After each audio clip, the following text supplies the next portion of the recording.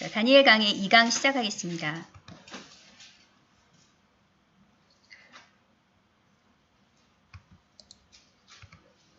예.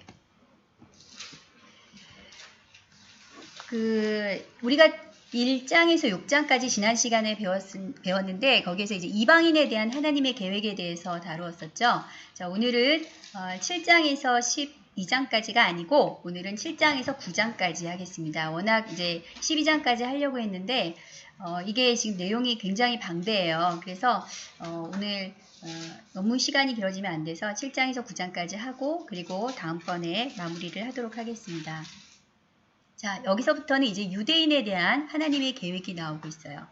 자, 다니엘 7장 1절은 이렇게 시작을 합니다. 바벨론 벨사살 왕 원년에, 자, 벨사살 왕 원년에 다니엘이 침상에서 꿈을 꾸는 내용으로 시작을 하죠. 자, 벨사살 왕이 어떤 왕이었었죠? 네, 그 나보니두스라 그래서 이 나보니두스 왕의 아들인데 둘이 같이 섭정을 했었다고 제가 지난 시간에 말씀드렸죠.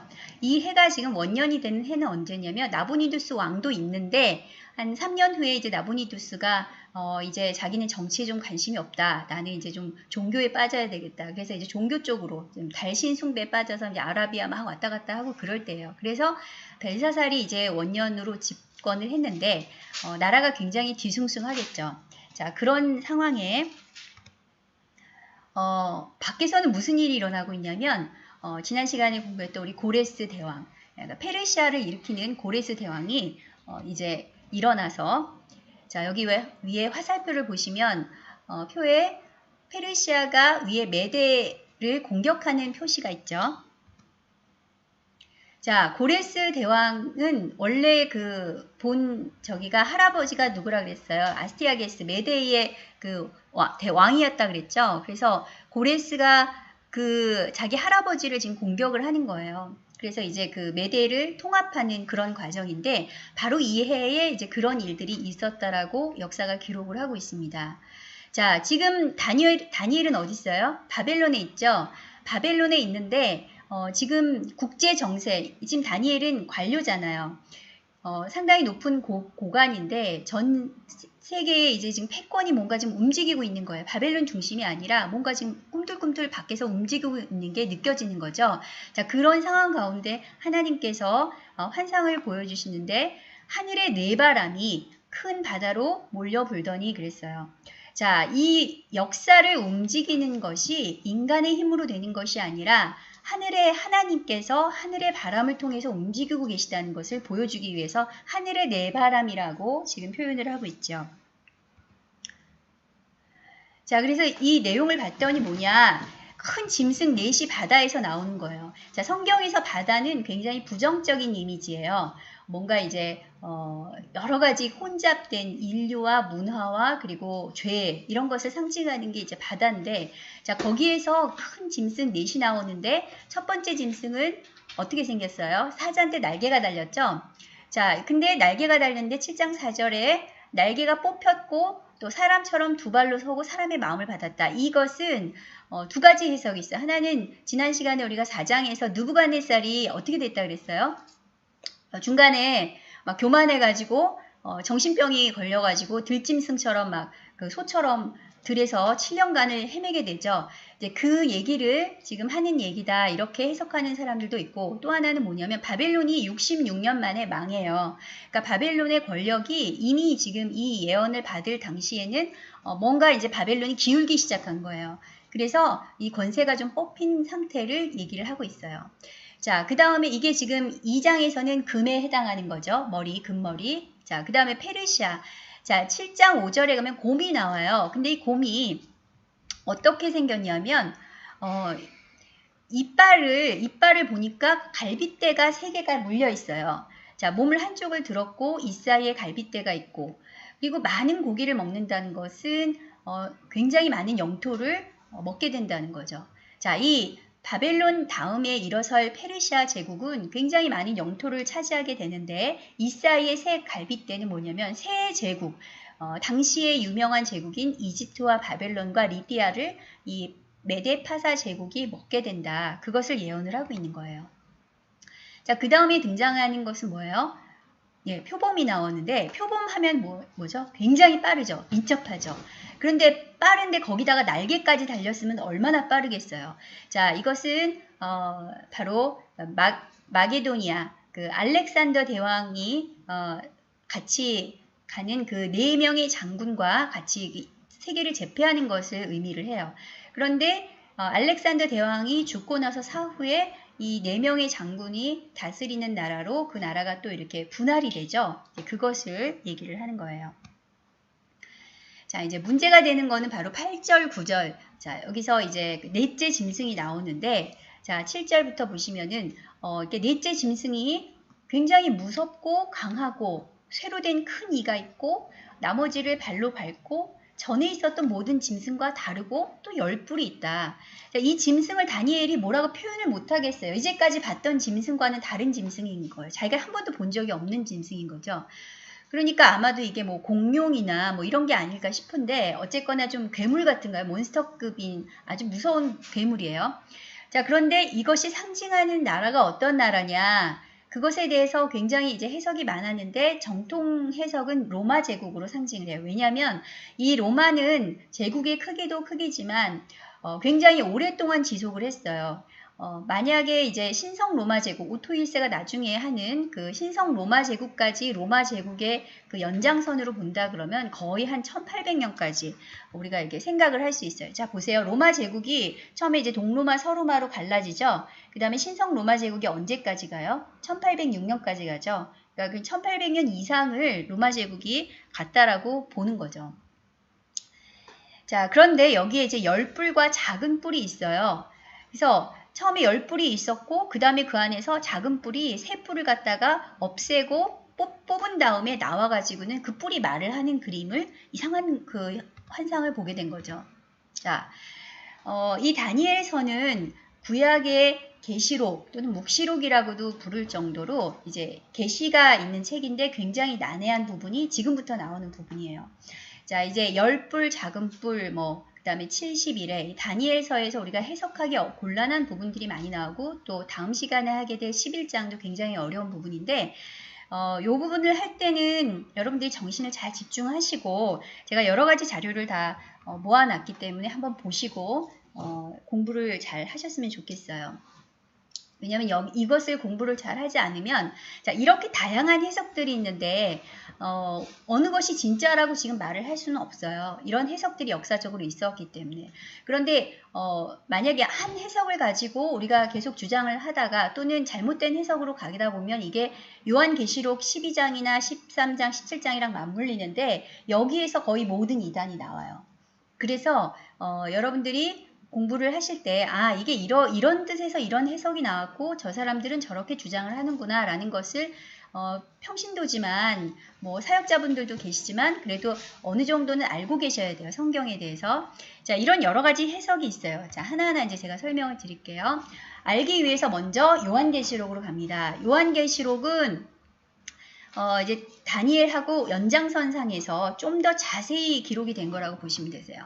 자, 12장에 보면은 붉은 용이 나와요. 용은 사탄이죠. 근데 용이 머리가 7이 있대요. 머리가 7, 그리고 뿔이 17 왕관이 있어요. 이제 이걸 그림으로 그리다 보니까 도표로 이제 제가 설명을 드리는데 여기서 7이라는 것은 우리가 보편적으로 해석을 하는 거는 그동안 있었던 고대 근동, 이 이스라엘을 중심으로 있었던 7제국을 상징을 해요. 그래서 애굽, 그 다음에 아수르 망하고 바벨론 왔죠. 바벨론 망하고 페르시아, 그 다음에 헬라 제국, 그리스 제국이죠. 그 다음에 로마 제국, 그 다음에 오게 될 10왕국. 다니엘은 이때 어느 시대 사람이에요?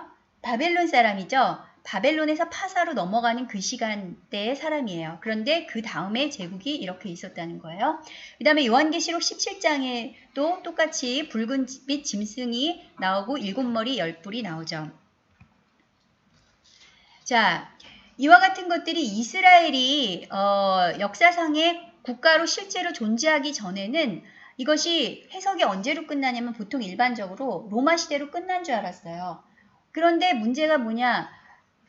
이스라엘이 국가가 실제로 역사 속에 등장을 하면서부터 이제 문제가 꼬이기 시작한 거예요. 이거 로마로만 보면 안 되겠다. 이런 해석이 이제 나오기 시작을 하는 거죠. 자, 실제로 지금 이제 예루살렘의 성전이 지어지기 직전의 상태까지 지금 왔죠. 자, 그래서 이 다니엘서 7장에서 작은 뿔은 이제 적그리스도인데요. 7장과 9장에 이제 마지막 한 일에 뭐 작은 뿔 이런 얘기가 이제 나와요. 좀 이따 자세히 할 거니까 지금은 이제 걱정하지 마시고, 자, 이런 것들이 나오는데 이것이 지금 마지막 때와 관련된 건데 왜 이게 지금 중요하냐? 이스라엘이 지금 국가가 등장을 한 시기이기 때문에 이것이 맞물려서 들어간다. 왜? 다니엘서에서 얘기하는 이 지금 시기는 뭐냐면 지금부터 우리가 공부하는 거는 유대인 중심이에요. 그러니까 유대인을 중심으로 한 시간대를 얘기를 하는 거고, 요한계시록은 유대인뿐만이 아니라 전 인류에 대한 마지막 시간을 같이 얘기를 한 거다. 그렇게 보시면 되세요. 자, 그래서 이 열불 국가가 뭐냐? 종말 시대에 등장하는 국가는 맞는데 세상의 마지막에 등장할 국가가 맞아요. 근데 이 국가는 이 이스라엘을 대적한 국가예요. 그러니까 성도들을 핍박하는 국가예요. 그래서 이 열불을 봤을 때 어떤 식으로 사람들이 생각하는 사람들이 있냐면 이거는 아랍 연맹. 그러니까 이게 지금 사우디 메카 사진이죠. 이슬람 제국, 이슬람들의 연맹으로 보는 해석이 있어요. 이 10개 국가다. 이렇게 보는 해석이 있고요. 그 다음에 또 하나의 해석은 이게 유럽 연합이다. 그래서 처음에 이제 유럽 연합이 한 10개 정도 됐을 때는 야, 이제 마지막 때다. 그래서 유럽 연합의 10개 국가가 이제 열불 국가다. 이렇게 생각을 했는데 지금 몇 개 국가예요? 28개 국가까지 갔다가 또 2016년도에 영국이 지금 탈퇴를 해버렸죠. 그래서 이것도 아니네. 이렇게 지금 또 사람들이 생각을 하는 거예요. 그런데 요즘 들어서 또 어떤 게 나오고 있냐면, 이제 뭐 적그리스도 진영이라고 이렇게 주장하는 사람들이 있어요. 근데 그런 사람들이 옛날에 신성 로마가 오토 1세부터 1806년까지 이게 쉽게 말하면은 독일 제국이에요. 근데 이제 카톨릭하고 같이 연합이 된 제국이라고 생각하시면 되는데, 이 제국의 신성 로마 제국 이름을 그대로 본따서 새로운 신성 로마 제국이 마지막 때에 등장한다. 종말의 때에 그 제국이 이제 지금 등장을 앞두고 있는데 그때 유럽에 지금 보이시는 10개 국가가 열불 국가다라고 주장하는 사람들이 있어요.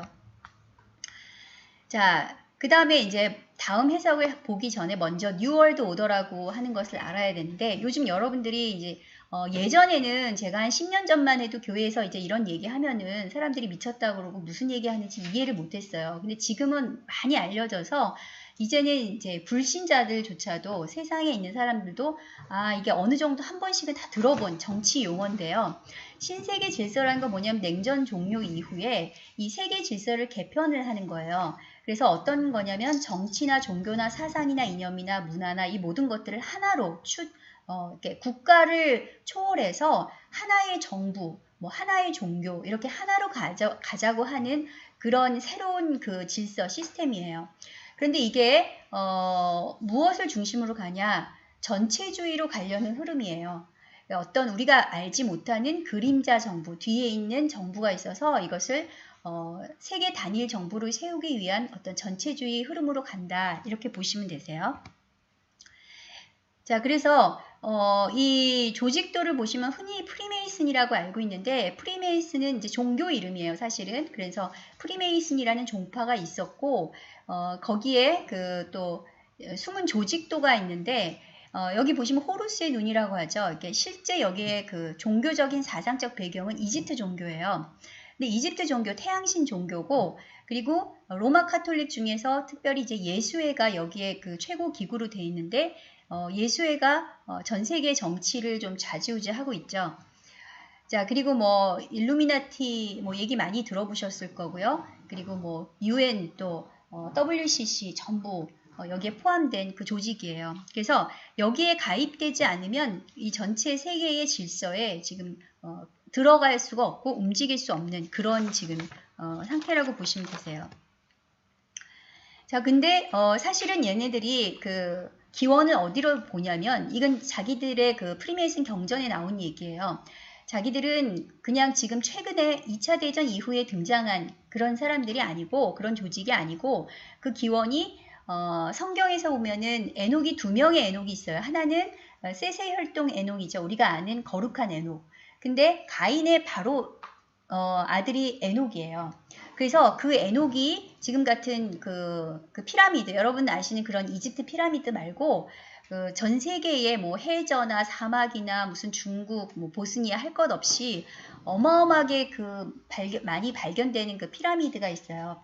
그런 그 문명들이 네피림 문명이라고 보통 하는데 그것들이 다 이 에녹과 관련된 문명인데 자기들의 그 조상을 에녹으로 보고 있다는 것을 여러분들이 좀 기억을 하시고요. 창세기 4장 17절에 나옵니다.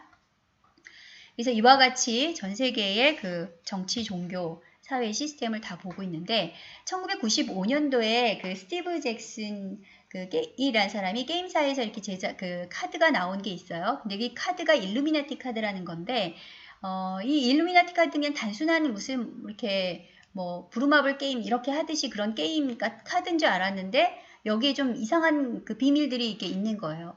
1995년도에 나온 카드에 2001년도에 있었던 9.11 테러 사건이 보이고 그리고 뭐 오바마 당선이라든지 그리고 2016년도에 트럼프 당선 그리고 2011년도에 있었던 일본 쓰나미 카드까지 그대로 재현이 돼 있는 거예요. 그래서 사람들이 이거는 지금 단순한 무슨 게임이 아니라 뭔가를 암시하는 계획을 암시하는 그런 그 플랜이 아니냐 자기들의. 또 하나는 전 세계에 뭐 독재자나 영향력을 미치는 그런 사람들을 보면 어떤 수신호가 있는데 이들이 공통된 수신호를 하고 있다는 거죠. 자, 이 수신호를 통해서 한 조직에 가입된 그런 사람들이라는 것을 알 수가 있어요.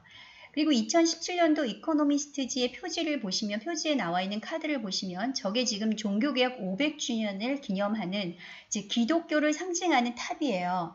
저게 마틴 루터가 이제 비텐베르크 성당에다가 95조 반박문을 써서 이제 기독교가 그때부터 시작되기 시작한 개혁이 시작된 그것을 상징하는 건데 그 탑이 무너지고 있죠. 그건 뭐예요? 뒤에서 누가 그걸 무너뜨리려고 한다?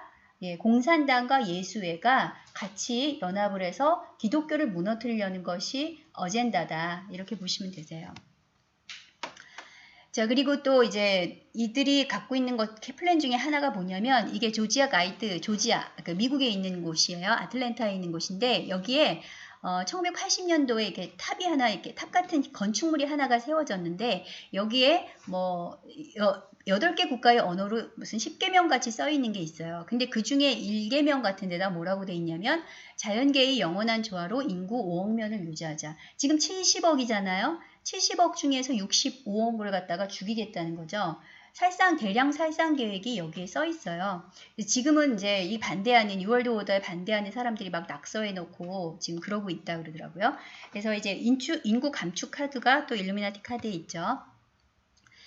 자, 이게 지금 어느 정도 이렇게 지금 시스템이 가 있는지를 보시면 이게 결국은 하나의 그 시스템과 하나의 정부가 뭔가 뒤에 있고 그렇다고 해서 교황청과 예수회냐 그 뒤에 있는 뭔가 또 다른 게 있을 수도 있어요.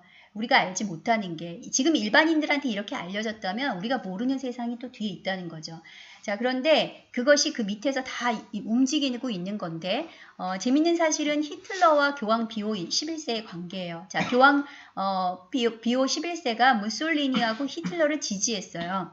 그래서 요즘 이게 지금 많이 이제 문제가 되고 있죠. 이게 밝혀지면서 그리고 평화협정, 그러니까 미넨에서 평화협정이 1938년도 9월에 있었는데 히틀러가 이때 평화협정을 체결하고 1년 있다가 바로 2차 대전이 발발했죠. 자, 이것이 그러니까 쉽게 말하면 다 서로 그 작전이다 이렇게 보시면 되세요. 그렇게 지금 보는 시각이고 그리고 베트남전도 마찬가지예요. 티오 월남 대통령이 교황 바오로 6세를 73년도에 접견을 하고 그리고 파리 평화협정도 2해에 체결이 돼요. 그리고 공산화가 되죠. 천주교는 기독교와 다릅니다라는 구영재 선교사님의 그 번역본 책이 있어요. 이제 이거는 번역하신 책인데 여기에 이제 발췌를 제가 한 건데 여기에 보시면 교황의 축복과 저주라 그랬어요.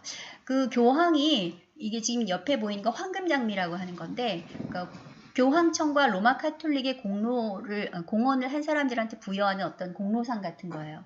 근데 이거나 뭐 아니면 다른 거라든지 어떤 식으로든지 교황이 가서 축복을 한 데는 사람이든지 나라든지 저주를 받더라 뭐 이런 얘기를 지금 하면서 한 거예요. 근데 무솔리니도 결국은 어떻게 됐어요? 교황의 축복을 받았는데 그 살해가 되죠. 그리고 케네디도 그리고 죽고, 그리고 이집트 대통령 사다트도 그리고 나서 그의 81년도에 암살을 당하죠. 자, 이 얘기를 왜 하냐면은 1984년도에 한국을 교황이 방문을 했는데 그 해에 한강에 대홍수가 났어요. 그리고 1989년도에도 역시 대홍수가 났어요. 그리고 2014년도에 프란치스코 교황이 한국을 방문했죠. 그리고 나서 박근혜 대통령이 탄핵이 되고, 근데 이때 뭘 했냐면 200년 대희년을 위한 로마 대지도를 선물을 했대요. 자, 이거는 책에 있는 내용이 아니라 제가 팩트를 찾아서 그냥 정리를 한 거니까 여러분들이 참고하시고요. 지금 이게 최근 기사더라고요. 그래서 조만간에 북한을 아마 방문하게 될 수도 있을 것 같아요. 이게 이루어질지 안 이루어질지 모르지만 이런 얘기 자체가 지금 나온다는 것 자체가 뭔가 뒤에서 움직이는 그런 세계, 우리가 알지 못하는 세상에서 벌어지고 있는 일이 있다라는 것을 여러분들이 기억을 하시라고 제가 말씀을 드렸고요. 이건 지금 이쪽에서 발간한 그런 은화 같아요. 근데 여기에 보면은 뒤에 뭐가 있어요? 세계를 10국으로 나누죠. 자, 지금까지 이렇게 장황하게 제가 얘기를 한 거는 뭐냐면 10부를 종말에 등장할 10개 국가로 해석하는 것 중에 이런 해석이 있다라는 것을 보여드리기 위해서 제가 보는 거예요. 자, 2차 대전 이후에 이들이 지금 뉴월드 오더에서 10개 국가로 이 구역으로 나눈 거죠. 전 세계를 10개 구역으로 나눴는데, 그리고 나서 그때 보니까 한국이 중국에 편입이 되어 있었어요. 2차 대전 종료 직후에는. 그리고 1973년도에는 우리가 서로 다른 구역으로 되어 있죠. 남한과 북한이. 근데 이것이 2009년도인데 2009년도에 UN에서 발표한 그 천년왕국 수립 목표에 대한 보고서에는 구역이 지금 우리가 중국에 편입되는 걸로 그렇게 돼 있어요. 이거는 이제 유동적일 수 있다는 거예요. 그러니까.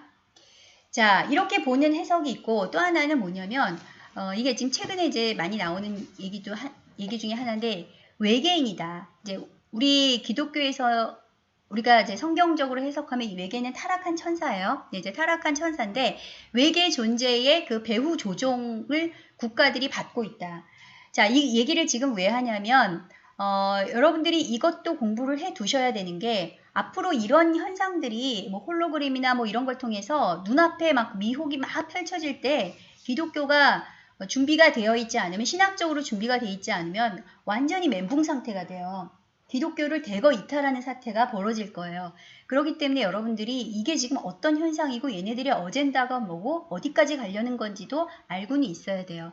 결국은 뭐냐면 거짓 메시아죠. 이제 자기들이 만드는 그런 메시아와 적그리스도를 이 세상에 등장을 시킬 것이고, 성경에서 말하는 휴거라는 것이 실제로 일어나면 그것을 UFO가 집단 납치한 걸로 공개적으로 선언하고 기독교는 이게 붕괴를 시키겠다라는 어젠다가 지금 플랜이 나와 있는 거예요. 자, 이것을 그러면 성경적으로, 제가 아까 신학적으로 무장이 돼 있어야 된다 그랬죠? 이제 어떻게 해석을 할 것이냐. 제가 지금 하는 것이 꼭 맞는 해석은 아니지만 알고는 계시라고 제가 말씀드리니까 이런 해석도 있다는 거예요. 자, 요한계시록 9장에 보면은 다섯째 나팔이 불릴 때 뭐가 일어나요? 무저갱이 뚜껑이 열려요. 뚜껑이 열리면서 거기에서 무저갱의 사자 아볼론이라는 존재가 나와요. 황충부대하고. 그런데 지금 최근에 미국 사탄교회 바포메상이라 그래서 지금 염소처럼 생겼죠. 이게 지금 등장을 해요. 그리고 세른에서, 이거는 이제 유럽 원자핵 공동연구소인데요. 그 앞에 뭐가 있냐면은 시바신, 인도의 시바신상이 버젓이 서 있어요. 근데 이 시바신상이 뭐냐면 이름이 파괴의 신이에요. 자, 그래서 이 파괴의 신이 여기 왜 있을까? 그리고 이 세르는 뭘 하는 데일까? 여기에서 지금 하는 거는 뭐냐면 암흑 물질들을 갖다가 하나하나 더 입자를 가장 작은 입자를 추구하게 찾는 건데, 그러면서 그 안에서 차원을 여는 뭔가 지금 다른 시도를 하고 있다라는 말들이 그 내부자에 의해서 지금 고발이 되고 있죠. 자, 그리고 그러면 이 존재는 뭐냐? 갑자기 아볼론이 나왔는데 이 존재가 어디서 온 존재냐? 알기 위해서 먼저 창세기 6장으로 들어가면 지금 세계 곳곳에서 이제 거인의 뼈들이 막 발견이 되죠. 자, 이것을 지금 우리가 지금 신학적으로 해석을 못해요. 근데 왜 그러냐? 네피림을 갖다가 인정을 못해서 그래요. 저게 거인이다라는 사실을. 저 거인 맞아요. 근데 하나님의 아들과 사람의 딸들을 어떻게 볼 것이냐. 자, 하나님의 사람과 그러니까 아들을 타락한 천사들로 보는 것이 초대교회와 그리고 고대 그 요세푸스 그리고 교부들의 그 전통적인 방법이 그러니까 해석이었어요. 유대인들도 똑같이 그렇게 해석을 했었어요. 그런데 이 해석이 어거스틴이나 루터 칼빈으로 넘어오면서 이게 카톨릭 교회의 해석이 어떻게 갔냐면 이거는 경건한 사람과 부정한 사람의 결혼으로 해석을 바뀐 거예요. 자, 이렇게 하다 보니까 실제 아까 보이는 이런 현상을 우리가 해석을 못하는 거예요. 자, 그런데 이런 일들이 있었는데 실제로 있어서 대홍수 사건으로 심판을 받았는데 이 사건을 일으키게 된 주범이 있을 거 아니에요. 이 주범, 타락한 천사들, 그들을 유다서와 베드로 후서에서 뭐라고 얘기하냐면 이들을 하나님께서 영원한 사슬로 묶어서 이게 뭐 블랙홀일지도 모르겠지만 이 무적행으로 우리가 보통 봐요. 그래서 이 무적행에 묶어서 큰 날의 심판 때까지 가두어뒀다. 똑같이 지금 나오죠. 흑암의 사슬이라고. 자, 이제 그러면 흑암의 사슬이든 뭐든 하여간 심판 때가 되면 튀어나온다는 얘기죠. 자, 조금 더 자세히 들어가면 이제 에녹서나 뭐 미드라시 같은 그런 그 서적들이 있다 그랬죠. 그게 고대 문헌인데, 자, 이 문헌에 성경과 관련된 부분만 제가 발췌를 한 거예요. 성경에 아사셀 염소라는 게 나와요. 이제 구약에서 우리가 염소를 갖다가 그 아사셀 염소를 광야로 내보내는 그런 게 장면이 나오거든요. 자, 이 아사셀이 어디에서 기원한가? 굉장히 부정하게 보고 있는데 이 아사셀이 바로 그 천사의 이름이다라고 지금 얘기를 하는 거예요. 그래서 그가 지금 어디에 가둬져 있냐? 땅속에 가둬 있다는 거죠. 그래서 그가 나중에 심판 때가 되면 등장을 할 것이다. 무적행을 열고 등장을 할 것인데 그가 바로 파괴이신 아볼론이다라고 해석을 하고 있는 거예요. 자, 그럼 이거를 정리를 하면 우리가 믿는 기독교의 가장 기본적인 교리가 뭐예요? 하나님은 성부, 성자, 성령 하나님이시죠? 자, 사탄은 하나님을 모방하려고 해요. 그래서 무조건 똑같이 따라하려고 해요. 그래서 여기에 트리오가 있어요. 그게 뭐냐? 용, 짐승, 거짓 선지자예요. 그러면 성부 하나님을 따라하는 게 누구예요? 용이죠. 그 다음에 성자 예수님을 따라하려고 하는 게 짐승이에요. 그리고 성령을 하나님을 따라하려는 게 거짓 선지자예요. 그런데 재밌는 게 뭐냐? 이 짐승은 아직 등장을 하지 않았다는 거예요. 그래서 이 짐승이 나중에 등장을 하는데 계시록에 의하면 마지막 때에 등장을 하는데 그가 뭘로 등장을 하느냐? 적그리스도로 등장을 한다 그 말이죠. 이제 이해가 가세요? 자, 그래서 성경의 창세기에 보면은 우리가 범죄하고 하나님께서 뱀한테 저주를 하는데 네 후손도 즉 사탄한테 네 후손도 여자의 후손과 원수가 되게 하리니 여자의 후손은 예수님이죠. 예수님이 와서 네 머리를 상하게 할 것이고 너는 그의 발꿈치를 상하게 할 것이다 라는 예언을 하시죠. 자, 또 하나는 또 뭐가 있냐면 열불과 작은 불에 관련해서 인공지능으로 해석을 하는 사람들이 있어요. 자, 지금 현재 인공지능 로봇이 나왔죠. 근데 이게 굉장히 점점 발달을 해서 어떤 한 분야에서는 인간보다 더 뛰어난 부분도 있어요. 왜냐하면 딥러닝이라고 해서 얘네들은 스스로 공부를 해서 인간처럼 배워서 업그레이드가 되거든요. 자, 근데 이것을 생체 칩이라든지 아니면 손바닥 정맥 인증 이게 지금 실제로 지금 되고 있죠. 여기다가 무슨 뭐 문신 전자 타투라 그러는데 전자 타투와 이게 같이 접목이 돼서 이것으로 지금 현재 뭐 현금 결제도 뭐 다 하고 있어요. 근데 이것을 가지고 인공지능이 나중에 마인드 컨트롤과 원격 조정을 할 것이다 라고 해석을 하는 거죠. 이게 지금 실제로 롯데카드에서 이거 이제 실현을 한다 그러더라고요. 그래서 서비스를 시작을 했는데 그냥 아무것도 없어요. 칩을 박은 것도 아니에요. 그냥 손만 대면 현금 인출이 될 수 있어요. 그리고 중국이 AI 기술로는 굉장히 앞서 있는데 이게 빅브라더 사회라 그러죠. 중국만큼 이 통제 사회가 강한 데가 없는데 여기에서 지금 어느 정도로 하냐. 이 모자를 운전사들이나 뭐 이런 사람 군인한테까지 씌우는데 그 모자로 뇌파를 통해서 감정을 통제를 하는 거예요. 이건 지금 현재 나와 있는 기술이에요. 여기에서 어디까지 이제 더 계속 발달을 하겠죠. 자, 지금까지 이제 열불, 최근에 이제 열불, 작은불과 관련된 최근의 해석들을 제가 살펴봤는데, 그리고 나서 이제 여기를 다시 한번 보시면, 다니엘서 7장에, 이 8절을 보시면 작은 뿔이 눈이 있고, 또 큰 입이 있어서 말을 했다. 이걸 그냥 영적인 의미로만 해석할 수도 있어요. 그런데 그냥 모양 그대로만 봐도 뿔은 뿔이죠. 그렇죠? 그래서 이것을 봤을 수도 있을 것 같아요. 자, 정리를 합니다. 이 열뿔과 작은 뿔에 대해서 기존에 있었던 해석들 중에서 뭐가 있냐면은 이거는 헬라 말기에 시리아 셀레우코스의 왕들이다. 열뿔은. 그리고 그 작은 뿔 적그리스도는 안티오코스 4세다. 이렇게 보는 해석이 있었고, 그리고 또 하나는 이 로마 카톨릭 교회나 또는 신성 로마 제국 쪽으로 본다면 이것은 적그리스도는 교황이다. 이렇게 보는 거예요. 또 만약에 이슬람 제국으로 보면 이슬람 연합 수장이 될 것이고, 유럽 연합으로 보면 유럽 연합 수장이 작은 뿔이 되겠죠.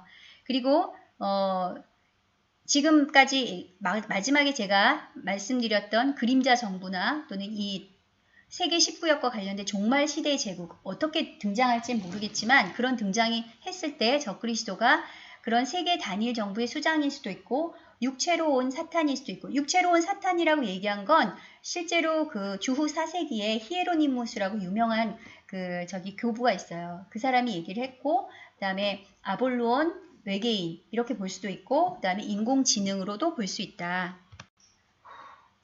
자, 그러면 다니엘 7장 9절에 보시면은, 자, 이제 이러고 나서 이것을 지금 다니엘이 본 다음에 그 다음에 다니엘이 지금 어디로 가 있냐면 하나님 보좌 앞에 가 있는 거예요. 지금. 자, 하나님 보좌 좀 여기가 어디예요? 심판대예요. 심판대. 심판대 앞에 있는데 거기에 보니까 책들이 펴 놓여 있더라. 이 책들이 뭘까요? 책이 아니라 책들이라 그랬어요. 책들이 뭐예요? 이게 바로 행위록이에요. 이 요한계시록 20장에 가면 이거를 사도 요한도 이걸 똑같은 장면을 봤어요. 자, 같은 하나님이니까 똑같은 장면이죠. 자, 심판대 앞에 갔는데 계시록 20장에 책들이 펴져 있고 그리고 책이 있다는 거예요. 책들은 뭐냐면, 자, 여러분들과 저 같은 개개인의 사람들의 일생 동안 태어나서 죽을 때까지 우리가 지었던 모든 죄가 기록되어 있는 행위록이라고 해요. 그 책이 있어요. 저 하면은 뭐 김엘리사의 책이 있는 거예요. 그러면 그 책에 기록된 그 행위에 의하면 천국에 갈 사람이 단 한 사람도 없어. 구원받을 사람이. 왜? 죄가 있으면 들어갈 수 없는 나라이기 때문에. 그런데 그 옆에 하나의 책이 있다 그랬어요. 이 책은 뭐라 그랬어요? 생명책이라 그랬어요. 자, 이 생명책은 뭐냐면 거기에 이름이 기록이 돼 있는 사람들만 구원을 받는 거예요. 자, 그래서 누구든지 생명책에 기록되지 못한 자는 불못에 던져지더라. 이게 바로 뭐예요? 지옥이죠. 다니엘이 이걸 본 거예요. 자, 여기서 이게 왜 중요하냐? 다니엘이 이것을 봤을 때는 자기 민족이 나중에 적그리스도에게 당할 그 고통, 자기 후손들이 당하게 될 그 고통을 생각하니까 너무 가슴이 아픈데 7장 11절에 무엇을 봤냐면 그 짐승이 죽임을 당하고 던져지는 것을 보는 거예요. 그러니까 이게 희망이 되는 거죠. 끝이 있구나. 이 우리를 괴롭혔던 적이 결국은 지옥으로 불로 던져지고 심판을 받게 되는구나. 이것을 보게 되는 거예요. 근데 이것을 누가 하느냐? 7장 13절 보면은 인자 같은 이가 하늘 구름을 타고 와서 옛적부터 계신 이한테 나가는 장면이 보여요. 자, 그럼 이게 뭐예요? 옛적부터 항상 계신 이는 성부 하나님이시고 인자 같은 이는 우리 예수 그리스도죠. 그래서 가장 그 보편적이고 전통적인 해석은 예수 그리스도로 봐요. 이게 천사가 아니라 7장 14절에 보면 그에게 권세와 영광과 나라를 주고 그리고 그의 나라는 멸망하지 않는다 그랬죠. 이거 분명히 예수님이 맞죠. 그리고 마가복음 14장에 자, 14장 62절을 한번 다시 읽어볼게요. 시작. 예수께서 이르시되 내가 그니라 인자가 권능자의 우편에 앉은 것과 다같이 하늘 구름을 타고 오는 것을 너희가 보리라. 자, 여러분 이것을 그대로 믿으셔야 돼요. 예수님이 오실 때 어떻게 오신다? 구름 타고 오신다. 예. 자, 이게 실제로 그렇기 때문에 이건 뭐냐? 메시아의 상징이에요. 자, 그리고 나서 7장 19절에 그러니까 다니엘이 이 넷째 짐승이 제일 두렵기도 하고 난해하고 그래서 넷째 짐승에 대해서 확실히 알고자 하였으니 왜 그러냐면 거기에서 나오는 그 또 다른 뿔, 작은 뿔 때문에 그랬죠. 자, 그래서 이 작은 뿔이 뭐냐? 이 작은 뿔의 존재, 이게 적그리스도인데 자, 그러면 적그리스도라는 것이 뭐냐면 요한 1서 2장에 보면 예수님을 대적하면 다 적그리스도예요, 사실은. 그죠? 그렇기 때문에 이미 2000년 전부터 사도 요한은 지금은 마지막 때라 그랬어요. 2000년 전에 적그리스도가 오리라 하는 말을 너희가 들은 것 같이 지금도 많은 적그리스도가 있다. 우리가 이미 마지막 때를 살고 있다. 그런데 여기서 얘기하는 적그리스도는 뭐냐? 적그리스도 중에서 마지막 때에 종말에 등장하게 될 불법의 사람 또는 멸망의 아들. 사도 바울이 말했을 때 불법의 사람 또는 멸망의 아들이라고 하니 멸망의 아들이에요. 그래서 그것을 지금 적그리스도로 얘기를 하고 예수님이 뭐라고 말씀하셨냐면 마태복음 24장 15절에 너희가 선지자 다니엘이 말한 바 멸망에 가증한 것이 거룩한 것의 선 곳을 보거든. 이게 뭐예요? 멸망에 가증한 것. 이게 바로 적그리스도거든요. 그러니까 여기서 말하는 불법의 사람이거든요. 자, 그렇게 알고 계시면 되세요. 그러니까 이 짐승, 적그리스도, 그리고 불법의 사람은 언제 등장한다? 마지막에 등장한다. 그래서 거기에 대한 해석은 제가 아까 말씀드렸습니다. 그런데 자, 중요한 건 뭐냐? 이 작은 뿔, 적그리스도로 상징되는 이 존재는, 이 짐승은 성도들과 싸우게 되고 어떤 정해진 기간 동안 성도들을 괴롭혀요. 그러나 결과는 어떻게 된다? 성도들이 나라를 얻게 되고 또 그 뿔이 성도들과 싸워서 그들을 이긴다고 할지라도 누가 오냐? 옛적부터 항상 계신 이가 와서 직접 그 원한을 풀어주고 성도들이 그 나라를 영원한 나라를 얻게 할 것이다 라는 약속이 말씀이 있는 거예요. 그러니까 견뎌라 그 얘기죠. 자, 얼마 동안 견뎌야 돼요? 한때, 두때, 반때라고 여기 지금 기록이 돼 있어요. 이게 다니엘서 7장의 25절. 한때, 두때, 반때는 3년 반 정도로 대부분의 학자들이 해석을 하고 있어요. 정확한 기간은 저도 몰라요. 그런데 한때, 두때, 반때로 해석을 한다. 자, 그가 또 때와 법을 고치고자 하는데요.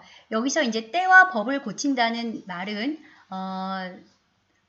정확하게 이제 보통 설명이 되는 건 뭐냐면 종교적인 절기의 때예요. 그리고 법도 마찬가지로 그래서 이것은 종교를 탄압하는 것을 의미해요. 즉 기독교를 탄압하는 것을 또 유대교를 탄압하는 것을 의미를 하는데 그런데 여기서 만약에 때만 놓고 본다면 또 실제로 일어나고 있는 일들이 있어서 제가 이제 몇 가지로 설명을 드리면 지금 교황청에서 타임머신을 실제로 개발하려는 의도가 있었어요. 지금도 하고 있을지도 몰라요. 뭐냐면 시간을 장악하겠다는 거죠. 시간은 하나님만 움직일 수 있는 건데 시간과 차원과 이것을 움직이겠다는 거예요. 그래서 이것을 실제로 시도했던 사람이 적그리스도의 모형이 누구예요? 히틀러잖아요. 히틀러가 실제로 이 과학자들을 통해서 타임머신을 개발하도록 명령을 했고 그래서 거의 이게 완성 단계까지 갔었다 그래요.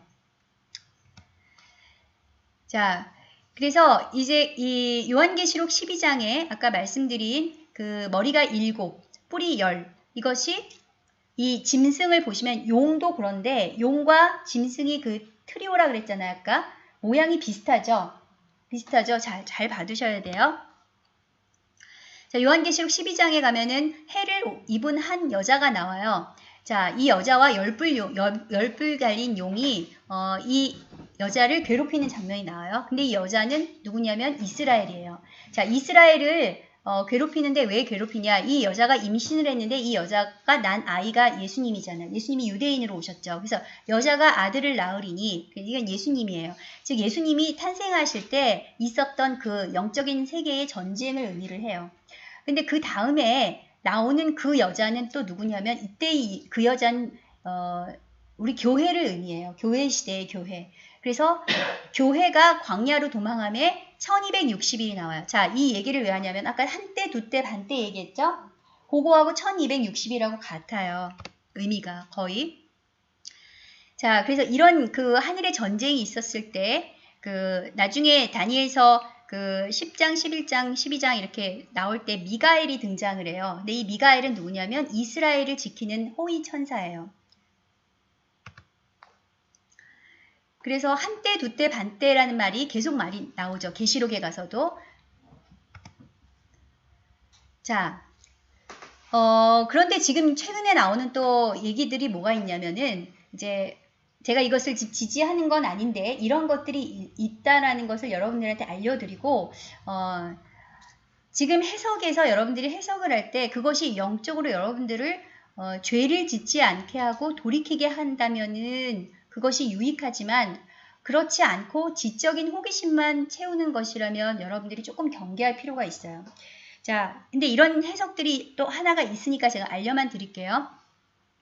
이 니비루라는 행성이 있어요. 별이 있는데 이 태양계를 한 3600년이나 아니면 어떤 사람은 5000년으로 보기도 해요. 근데 이 몇천 년의 주기를 가지고 태양계에서 떠돌아다니는 이 별이 있는데 이 별은 어떤 별이냐면 파괴의 별이에요. 그래서 이 별이 오면 지구가 거의 멸망을 하는 거예요. 그러니까 별이 하나가 파괴가 되는 거죠. 충돌을 하게 될 때. 근데 이 별이 거의 가까이 올 때가 됐다라는 거예요. 그래서 옛날에 수메르에서 뭐 날개 달린 태양 원반 신도 결국 니비루를 상징하는 거고 이 니비루는 어떻게 생겼냐면 이렇게 큐브 형태 정육면체로 생겼다라는 거예요. 근데 이 정육면체에 이렇게 그 모선이 있어요. 여기가 지금 사탄의 함대라는 건데 그 함대고 모선 여기 안에 온갖 그 잡종 그 귀신들이 다 있다라는 건데 여기 이 니비루를 용으로 보는 해석이에요. 지금 얘기를 하는 거는. 근데 그 궤도가 이 헤르메스의 지팡이처럼 뱀이 꼬인 것처럼 이렇게 해서 고대 신화에서 그래서 이렇게 나온 거고 실제로 이게 지금 2016년도에도 나왔고 2018년도 올해도 이게 찍혔어요. 니비루가 뭐냐면 태양이 있는데 여기 또 태양이 하나가 보이죠. 이게 태양이 두 개로 이렇게 보이는 사진이 세계 곳곳에서 실제 찍히고 있어요.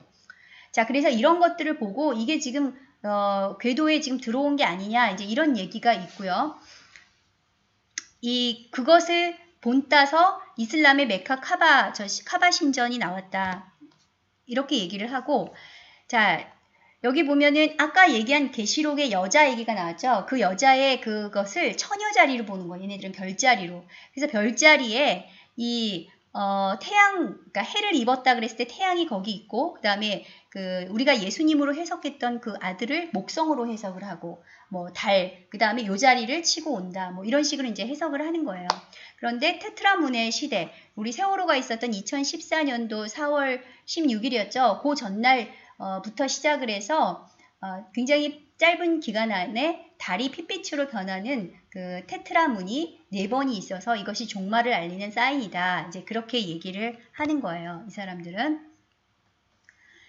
자, 그 다음에 이제 계시록 13장으로 넘어가면 여기에 이제 짐승이 나오는데요. 짐승이 이제 많은 분들이 이제 헷갈리는 게 있어요. 짐승이 적그리스도는 맞는데 짐승이 계시록 가서 두 짐승이 나와요. 한 짐승은 바다에서 올라오는데 이 짐승은 아까 말씀드린 그 짐승과 똑같아요. 머리가 7이고 뿔이 10이고 그리고 표범과 곰, 사자의 중요한 것들을 다 갖고 있어요. 그리고 42달, 42달 동안 성도들을 괴롭힌다. 그리고 여기 보시면은 사자, 곰, 표범 똑같은 짐승이죠. 아까 다니엘이 봤던 환상이랑 똑같죠. 이게 무슨 얘기냐면 다니엘이 봤던 그 제국들의 모습, 제국들의 강한 모습들을 다 갖고 있는 그런 하나의 또 다른 존재가 나타난다. 그 얘기예요.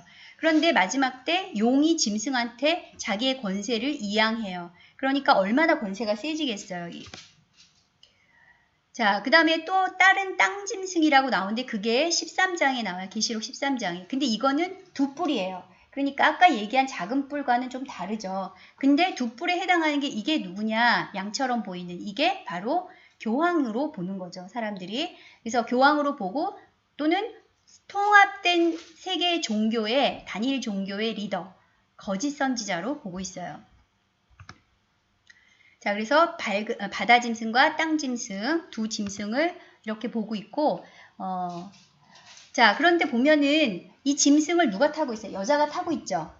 자, 붉은빛 짐승, 바다에서 올라온 짐승을 지금 여자가 타고 있는 장면이 요한계시록 17장에 나와요. 그래서 이건 뭐냐면 정치 권력을 타고 있는 종교 권력을 의미를 해요. 자, 그래서 이게 그리스 신화긴 한데 유럽 연합의 실제 심벌로 돼 있죠. 자, 이 도표가 굉장히 중요한 거예요. 이것은 여러분들이 머릿속으로 꼭 기억을 하고 계셔야 되는데 짐승은 누구냐면 정치 통합 지도자예요. 그리고 큰 음녀는 종교 통합 지도자예요. 또는 시스템으로 볼 수도 있고. 자, 그런데 이것을 연결하는 사상적인 기반 또는 정치적인 기반이 바로 뉴 에이지와 신세계 질서다. 자, 17장에 가서 이제 이 짐승 또는 작은 뿔로 우리가 표현하는 이 짐승은 분명히 17장 8절에 전에 있었다가 지금은 없다 그랬어요. 자, 이 시대가 언제냐면 이 요한계시록이 요한이 이걸 쓸 때가 언제예요? 로마 시대죠. 자, 로마 시대에 이 짐승이란 존재는 전에 있었다가 그 로마 시대까지는 없었어요. 그리고 앞으로 나중에 나타난다. 그랬으면 이거는 안티오코스 4세로 볼 수 있어요? 없어요? 없죠. 당연히. 안티오코스 4세는 그 전에 있었잖아요.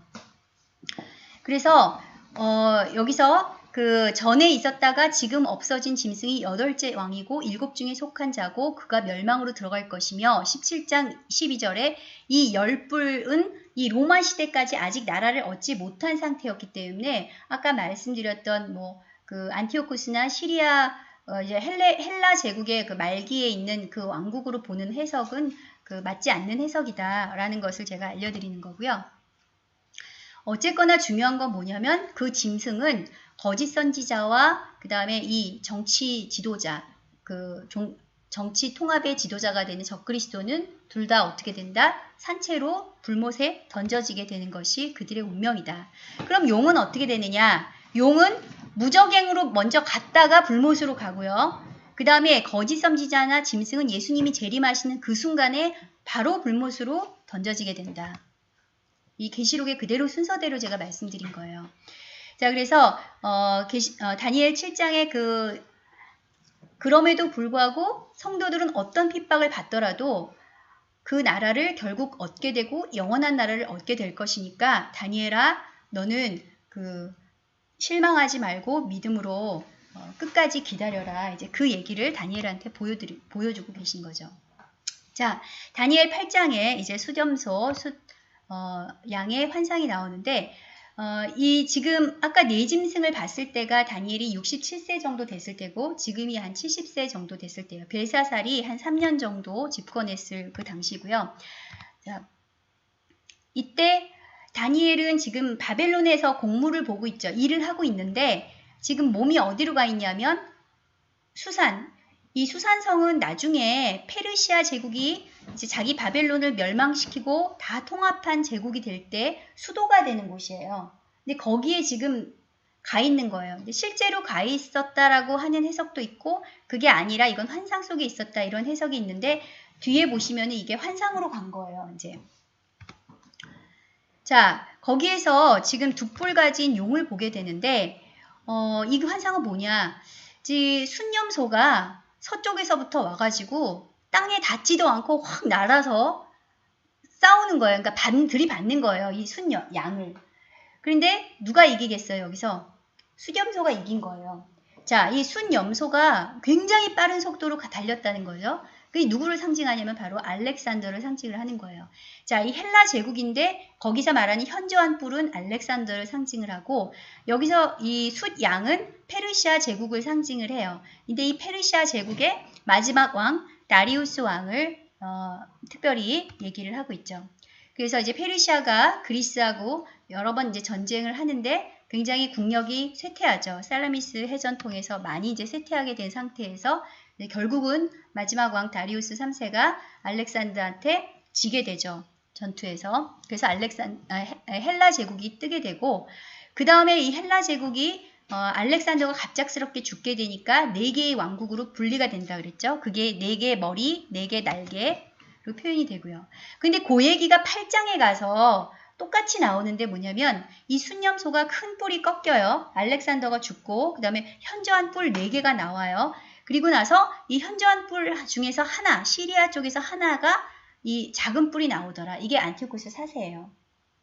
자, 굉장히 성경이 정확하죠. 이러니까 사람들이 다니엘서가 이게 과연 예언서가 맞냐. 이거는 이미 알고 적은 거다. 인간이 이렇게 알 리가 없다. 이렇게 사람들이 자유주의 신학자들이 얘기를 하고 있는 거죠.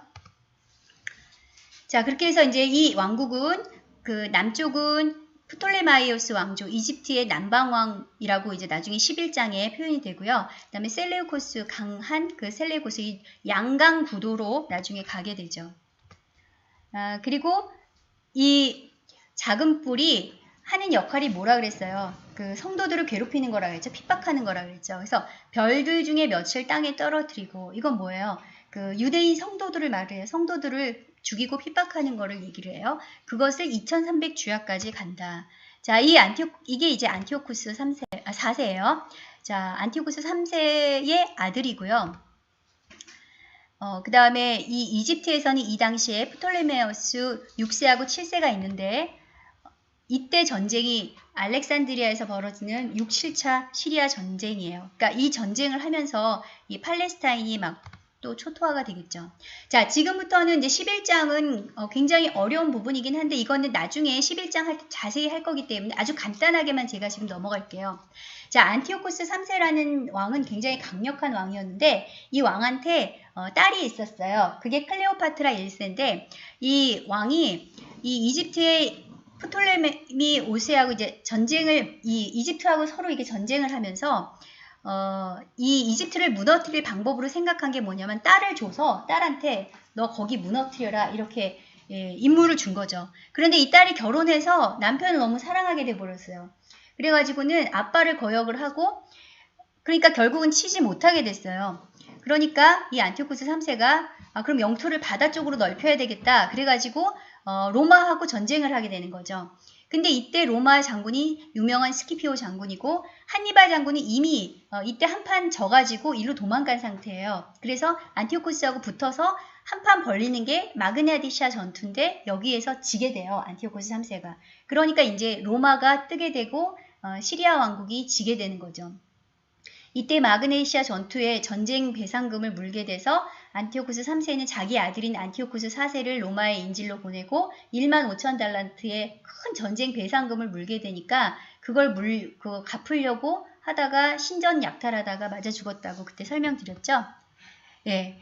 자, 그 안티오코스 4세는 지금 인질로 가 있는 상태에서 그 아들인 큰 형이죠. 형인 셀레우코스 4세가 왕이 됐는데, 신하인 헬리오도루스한테 암살을 당해요.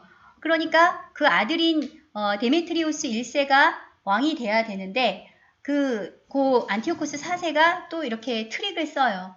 뭔가 이제 간교를 해가지고 의문사 당한 것처럼 해가지고 결국 안티오코스 4세가 왕위에 올라요. 자기 조카를 죽인 거죠, 사실. 그리고 이제 그것만 한 게 아니라 이 이스라엘 땅의 대제사장, 진짜 정통 제사장인 오니아스 3세도 살해를 해요. 그리고 돈 받고 다른 제사장 야손에게 넘어가죠. 자, 그리고 나서 이제 안티오코스가 본격적으로 이제 이집트하고 또 전쟁을 벌이는데, 그 전쟁을 벌이는 와중에 이제 이때가 6세, 7세인데 그건 나중에 자세히 설명하고, 전쟁을 벌이는 도중에 어떻게 하냐면 유대인들을 갖다가 이 이집트를 공략하고, 이집트의 그 친이집트 세력들이 있을 거 아니에요. 그 유대 땅에 있던 친이집트 세력들을 색출한다는 명목으로 8만 명의 유대인을 학살을 해요. 자, 그게 이제 7차 전쟁이고, 그 다음에 6차 전쟁이었고, 그 다음에 7차 시리아 전쟁은 뭐냐면, 내친 김에 이제 완전히 이집트까지 정복해야 되겠다 하고 들어가는데, 그때 로마의 도움을 청해요. 그래서 가이우스 라에나스라는 사람이, 로마 장군이 와서 그때 안티오코스한테 돌아가. 그러니까 조금만 생각할 시간을 달라. 그러니까 어떻게 해요? 그 원을 딱 그려요. 서 있는 그 자리에. 이 원 나오기 전에 결정해. 그래서 안티오코스가 어쩔 수 없이 돌아가요. 로마랑 상대를 할 수는 없으니까. 돌아가면서 분을 사귀지 못해서 어떻게 하냐면 완전히 그 유대 땅을 쓸어버리죠. 그래서 막 신전에 제우스상을 세우고 성도들을 핍박하고 성경 다 찍고 뭐 할례 못하게 하고 별짓을 다 해요. 자, 그래서 나오는 게 마카비 혁명이고 이 마카비 혁명을 통해서 성전 재봉헌을 하게 돼요. 나중에 이 용감한 유다 사람들이 성전을 다시 봉헌을 하게 되는데 그게 바로 하누카 수전절의 원조라고 말씀을 드렸어요. 자, 그런데 이 성전 재봉헌을 한 게 BC 164년인데 그러고 나서 1년 있다가 안티오코스 4세는 사망을 해요. 자, 지금까지 왜 이렇게 장황하게 설명을 드려요? 안티오코스 4세가 성경에서 적그리스도의 가장 근접한 모델이기 때문에. 그래서 여태까지 성경의 학자들은 계속 이 안티오코스 자체가 적그리스도다 또는 적그리스도의 가장 가까운 모델이다 이렇게 보고 있어요. 그래서 이 사람한테 실제로 그 고통받은 시간, 이 핍박받은 시간이 언제냐? 2300주야라 그랬는데 이거를 뭐 연으로 해석할 수 있지만 실제로 우리가 날짜를 계산을 해보니까 제우스상을 갖다가 성전 내에 둔 때부터 성전을 다시 이 유다 사람들이 되찾은 시간까지가 1150일이에요. 그래서 2300주야를 반으로 쳐서 1150일로 보기도 하고 이거를 다 합쳐서 2300일로 봐도 실제 오니아스 3세 대제사장이 살해됐잖아요. 그때로 보기도 해요. 그래서 7장에서 이 한때, 두때, 반때가 2300주야처럼 또는 이 다니엘 12장에 나와 있는 것도 또 똑같이 한때, 두때, 반때 1290일, 1335일이 나오고요. 계시록에서 한때, 두때, 반때가 또 나온다 그랬죠. 자, 이렇게 또 42달 다 같은 3년 반 정도가 돼요. 자, 이 어떤 것을 말하냐면 어떤 정한 때가 있고 그 정한 그 기간 동안에 성도들이 핍박을 받는 시간이 있고 그리고 나서 예수님이 재림하신다. 모든 것이 끝난다. 그 얘기를 하는 거예요. 자, 그래서 이 마지막 때에 되어질 일들에 대해서 얘기를 하고 다니엘이 이 모든 환상을 듣고 났더니 너무너무 지쳐가지고 이때 이미 노인이잖아요.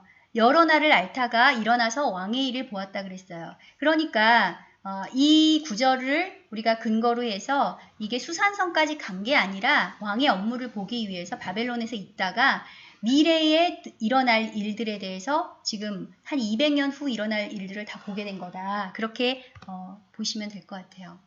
자, 그 다음에 이제 다니엘 9장에 다니엘의 회개와 금식이 나옵니다. 굉장히 중요한데, 자, 다니엘이 이제 예레미야를 통해서 70년 만에 돌아간다는 것을 갖다가 깨닫고 기도를 하는데 지금 보시는 것처럼 금식하고 베옷을 입고 죄를 덮어쓰고 기도를 해요. 이 나이가 81세 정도 돼요. 근데 이때 무슨 사건이 있었냐면 사자굴 사건이 있었던 바로 그 해예요. 자, 그 해에 무슨 일이 있었어요? 예, 바벨론이 멸망했죠. 페르시아가 침공에 들어와서 바벨론이 멸망하고 벨사살 왕이 죽고 그리고 새로 오는 그 페르시아 제국의 총리가 다니엘이 되죠. 근데 됐는데 또 모함을 받아서 기도하는 것 때문에 사자굴에 가게 되는 그 사건인데 이때 다니엘은 그러면 무엇을 왜 기도했을까? 자, 바로 고레스 칙령이 내려진 거예요, 이때. 자, 다리오를 이제 고레스로 똑같은 인물로 거의 보기 때문에 자, 이때 고레스가 뭐냐면 너희 민족들은 다 자기 고향으로 돌아가라. 돌아가고 싶은 사람들은 가서 그리고 특히 유다인들은 가서 너네들 성전을 지어라. 그래서 최초의 종교 자유 선언문이라 그래서 키루스가 이 실린더에 쓴 이 종교 칙령이 지금 현재 뉴욕의 UN 빌딩에 그 사본이 전시되어 있어요. 자, 이제 이 70년이 차 간다는 것을 예레미야를 통해서 깨달았고 자기가 실제로 잡혀온 기간도 한 67년 정도가 돼가고 있다는 것을 깨달았죠. 자, 그런데 다니엘이 뭐라고 기도를 했는지 보세요. 자, 9장 5절을 다 같이 한번 읽어보겠습니다. 시작. 우리는 이미 범죄하여 패역하며 행악하며 반역하여 주의 법도와 규례를 떠났사오며. 자, 이게 지금 다니엘이 죄를 지었어요? 다니엘은 이 시대의 의인이라 그랬죠. 다니엘이 지은 죄가 아닌데 뭐라고 얘기를 했어요? 우리는이라고 얘기를 했죠. 자, 지금 우리가 계속 그렇게 기도하고 있어요. 하나님 앞에 지금 자기가 기도하면 죽일지도 모르는 그런 상황에서도 자기 민족을 위해서 지금 다니엘이 기도를 하고 있는 거예요. 죽여도 좋으니까 우리 민족이 돌아가게 해달라니까. 자, 이미 돌아가기로 결정은 돼 있는 상태인데 우리가 여기에서 회개와 금식을 하지 않으면 어떤 일이 벌어질지를 다니엘은 알았던 거예요. 자, 레위기 26장을 보세요. 왜 이런 재앙이 자기 민족한테 찾아왔는지를 지금 레위기 26장 이 율법을 다니엘은 잘 알고 있었어요. 너희가 내게 청종하지 아니하고 이 모든 명령을 준행하지 아니함으로 이 재앙이 내려졌다. 그래서 7배 계속 가죠. 결국은 그 아들의 살을 먹고 딸의 살을 먹는 것까지 그런 비참한 상황까지 가게 되죠. 자, 그러나 너희들이 그럼에도 불구하고 갔던 땅에서 이렇게 기도하면 너희들은 돌아올 수 있다. 다시 내 언약을 기억하면 돌아올 수 있다. 이런 것을 레위기에서 약속을 하셨기 때문에 이 약속을 믿고 기도를 하는 거예요. 다니엘이. 자, 하나님 이제 우리가 회개합니다. 우리 민족이 회개합니다. 내가 우리 민족의 죄를 대신 회개합니다.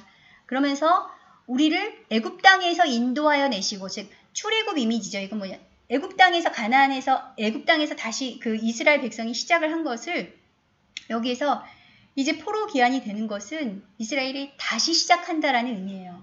그래서 다시 시작하게 해주세요. 우리 민족이. 그래서 우리 예루살렘 성과 성전을 다시 세울 수 있도록 해주세요. 그 기도를 한 순간에 바로 가브리엘이 빨리 날아서 왔다는 거죠. 저녁 제사를 지낼 때는 실제로 오후 한 3, 4시경이었는데 제사를 그 땅에서는 지낼 수 없었기 때문에 여기서 말하는 거는 기도하는 시간이에요. 자, 그런데 이 시간에 바로 이 놀라운 70일에 유대인들한테 주어진 이 시간표, 타임 스케줄을 비밀을 다니엘이 계시를 받는 거예요. 자, 이걸 알려주려고 가브리엘이 날라온 거예요. 자, 뭐라 그러냐면 네가 기도를 시작할 즈음에 명령이 내려졌대요. 하늘에서. 그래서 내가 이걸 알려주러 너한테 왔다. 자, 70일에가 기한이 정해졌고 그때가 되면 죄가 끝나고 영원한 의가 드러난다. 그러면서 이 플랜을 얘기를 하는 거예요. 자, 유대인들의 시간이에요. 70일이라는 것은 유대인들한테 주어진 마지막 때의 시간인데 원래 한일에는 일주일이에요. 일주일인데 그러면은 일주일로 계산을 하느냐? 그게 아니라 여기서는 이게 7년으로 해석을 해요. 7년. 그러면 70일이면은 몇 년이에요? 490년. 예, 490년이죠. 그래서 490년이 주어지는데 여기에 대해서 굉장히 여러 가지 해석이 나오기 때문에 그거를 이제 알려드리려고 그래요. 처음이 시작은 예루살렘을 중건하라는 영부터 시작을 해요. 자, 페르시아에서요. 이 고레스 그 왕의 그 혈통은 캄비세스로 끝나고 새로운 왕 다리우스가 등장을 하고 그때 밑에 아닥사스다, 에스더 남편 다음에 아닥사스다 1세가 나와요. 자, 이게 무슨 얘기를 하려고 하냐면 처음에 성전을 지으라고 고레스가 명령을 하죠. 고레스 왕 원년에 에스라 1장에 그랬는데 여기에 원래 있던 원주민들이 반대를 해요. 거기 혼혈족들이 끼워달라고 했는데 거기에 끼워주지 않으니까 반대를 해서 투서를 넣어서 건축을 중단을 시켜요.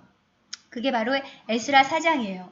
그래서 건축을 중단을 언제까지 시키냐면 언제까지 중단시킨다 그랬어요? 18년 동안을. 18년간 중단됐다가 다시 이것을 다시 짓는 때가 언제냐면 다리오 때까지예요. 우리가 다음 시간에 이제 공부하게 될 그 학계나 스가랴 이 선지자들이 돌아와서 다시 막 그 스룹바벨과 예수한테 그 용기를 줘서 다시 짓게 만들고 또 다리오한테 다시 투서를 넣고 그래서 결국은 짓게 돼요. 근데 지금 여기서 말하는 그 중건령은 성전의 중건령이 아니라 에스라와 느헤미야 때 주어지는 그 성벽 중건령이에요. 자, 이 2차 귀환이 이루어지는데 에스라와 느헤미야 때 이때는 이렇게 성전만 있으면 안 되잖아요. 그 성전을 보호할 수 있는 성벽이 있어야 되잖아요. 성벽을 짓기 위해서 아닥사스다 1세 밑에 그 술관원으로 있던 느헤미야가 부탁을 해서 가서 성벽을 중건을 해요. 그런데 9장 25절에서 다니엘서에서 말하는 예루살렘을 중건하라는 영은 바로 그거를 얘기를 하는 거예요. 근데 이때 역시 산발랏이나 도비아, 게셈 우리 공부 그때 하셨었죠? 그래서 이런 사람들이 방해를 하죠. 자, 이스라엘이 그러니까 예루살렘 중건의 영은 성벽 중건 영이고 이때부터 7일회가 지나요. 7일회가 지난 다음에 그 다음에 62일회가 지난 다음에 어떤 일이 일어난다 그랬어요? 26절 62일회 후에 기름 부은 자가 끊어져 없어질 것이며 정확하게 그때 누가 돌아가셨냐면 예수님이 십자가에서 돌아가셨어요. 그래서 그 사건이 그러면 끝나면 그게 끝나느냐. 그 다음에 한 일회 동안에 여기서 말하는 이 멸망의 아들, 포악하고 가증한 것이 서게 될 것이라는 거예요. 그게 한 일회, 마지막 한 일회인데 그러면 바로 이어서 등장을 해야 되는데 이걸 바로 그 다음에 오지를 않았거든요. 아직까지 오지 않았잖아요. 그래서 여기서 이제 해석이 복잡해지는 거예요. 그래서 사람들이 이제 해석을 하는데 마카비 시대로 그냥 이거를 해석을 하는 사람들은 이 마지막 그 한일회 때 등장하는 이 적그리스도는 안티오코스다. 근데 아까 제가 이건 아니라고 그랬죠.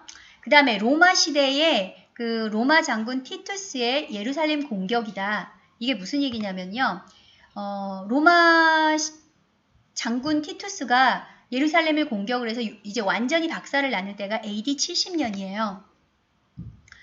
그런데 그렇게 되면 마태복음 24장에 뭐라 그랬냐면 다니엘이 말한 바 멸망에 가증한 것이 거룩한 것에 선 것을 보거든. 그러면 멸망에 가증한 것이라는 것은 적그리스도인데 적그리스도가 성전에 선 것을 봐야 되죠. 이게 예수님이 예언한 거예요. 적그리스도가 성전에 선 것을 봐야 되는데 성전이 존재를 해야 이 말이 되는 거잖아요. 그래서 이 로마설도 맞지가 않을 가능성이 높고요. 그래서 요즘 등장하는 해석이 뭐냐. 간격적 해석이라 그래요. 종말시대. 이건 뭐냐면 유대인의 시간은 예수님이 십자가에 못 박히신 그 순간부터 끝났다. 69일회가 끝났고 마지막 한일회는 한참 있다가 막판에 가서 끝날 때 다시 한일회가 주어진다. 그때 적그리스도가 등장을 한다. 이렇게 보는 게 간격적 해석이에요. 그러니까 그러면 그 시간은 왜 중간에 필요하냐. 요 시간은 유대인의 시간이 아니라 우리 같은 이방인의 시대라는 거죠. 즉 교회 시대라는 거예요.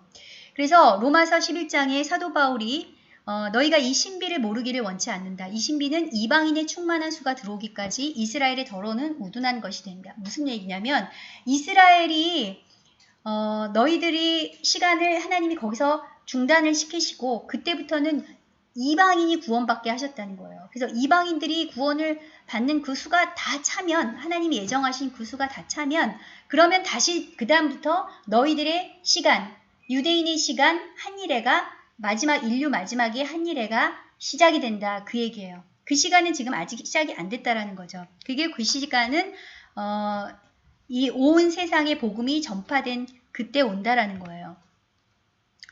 그래서 이 예루살렘 통치 역사에 실제로 이제 이스라엘이 1948년도에 등장을 하게 되면서 이 간격적 해석이 이제 사람들한테 더 그 이해가 쉽게 가게 된 거죠. 자, 그리고 실제로 이것을 지지하는 그런 그 상황들이 벌어지고 있죠. 뭐냐면 이게 지금 이슬람 그 바위돔이 있는 곳이에요. 예루살렘에. 그 옆에다가 제3성전, 이스라엘의 제3성전을 짓겠다는 거예요. 그리고 이 계획이 굉장히 많이 진척이 돼 있어요. 그러면 이 성전이 지어지면 거기에 적그리스도가 등장하게 될 것이다.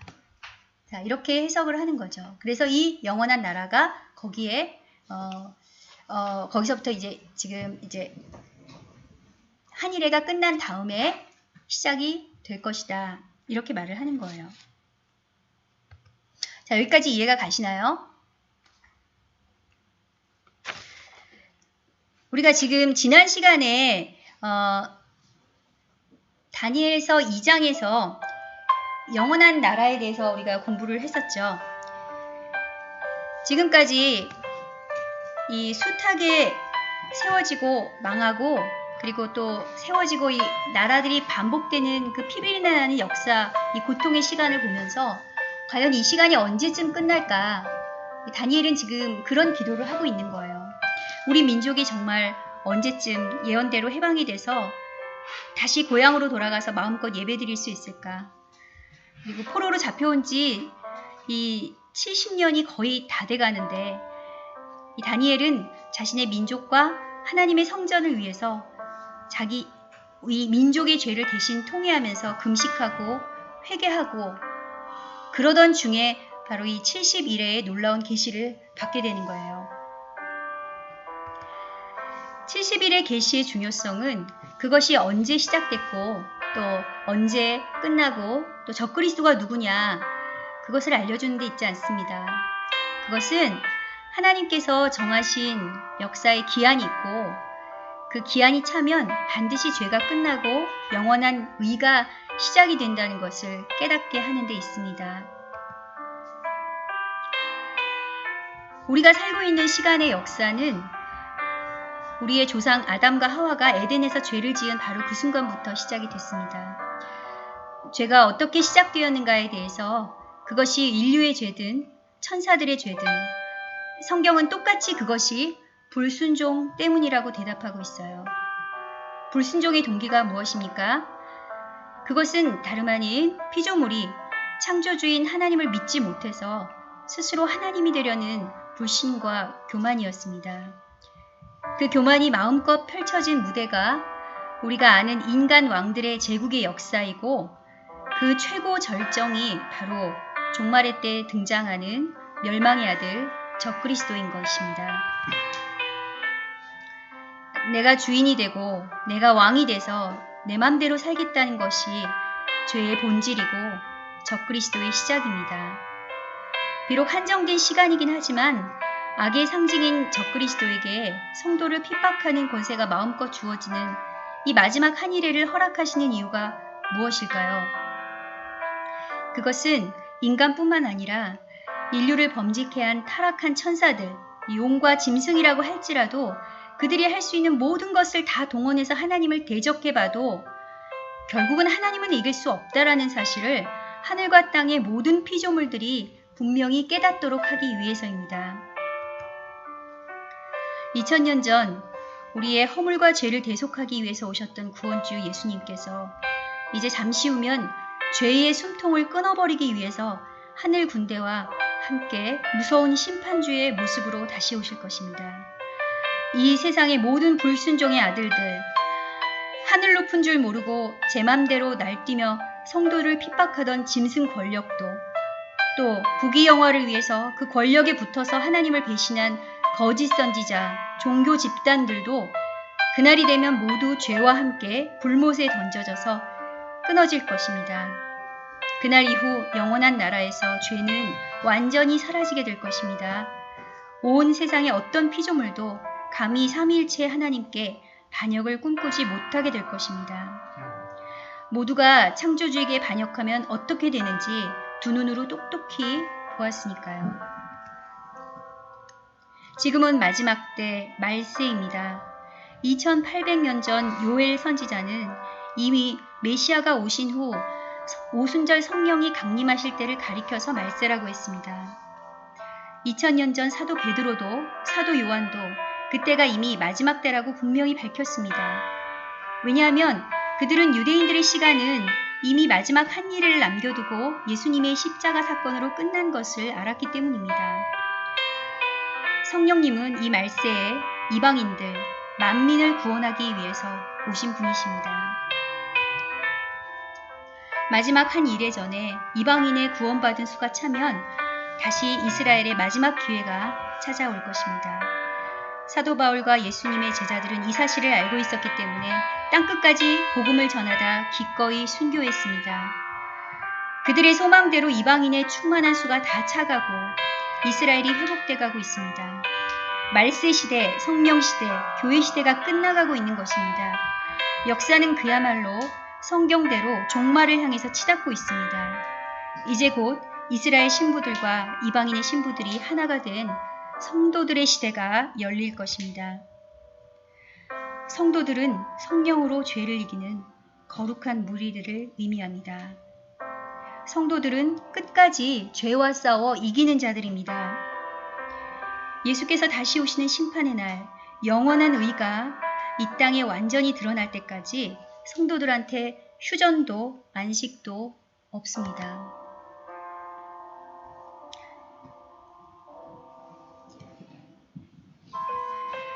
그날이 되면 성도들은 비로소 죄에서 완전히 자유의 몸이 돼서 영원한 나라로 진정한 포로 귀환이 이루어질 것입니다. 그날에 저와 여러분 단 한 사람도 빠짐없이 성령의 능력으로 끝까지 죄와 싸워 이기는 자들로 영원한 의의 나라, 그 나라에 돌아가시기를 다시 오실 주 예수 그리스도의 이름으로 축복합니다. 기도하시겠습니다.